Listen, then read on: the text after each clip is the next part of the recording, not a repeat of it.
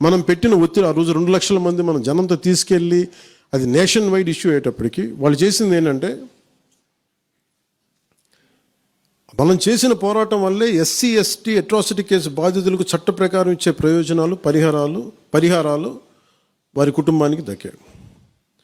Kurnool rural మండలం దిన్నె దేవరపాడులో 5 ఎకరాల వ్యవసాయ భూమిని కేటాయింపబడింది. ఆ గ్రామం కర్నూలు నగరానికి 9 కిలోమీటర్ల దూరంలో ఉంది. ఈ రోజున మార్కెట్ వాల్యూ కనీసం ఎకరాకి అది వాళ్ళు చెప్పడం మీరు క్రాస్ చెక్ చేసుకుని 2 కోట్ల వరకు ఉంటుందని చెప్తా ఉన్నారు. వీరి కుటుంబానికి కర్నూలు కార్పొరేషన్లో కల్లూరు వద్ద 5 సెంట్ల ఇంటి స్థలాన్ని కేటాయింపు చేసిన ప్రభుత్వం. సెంటు 10 లక్షల నుంచి 15 లక్షల వరకు ఉంటుంది. పాప 2 తల్లిదండ్రులకి రెవెన్యూ శాఖలో జూనియర్ అసిస్టెంట్గా ఉద్యోగం ఇవ్వడం అయింది.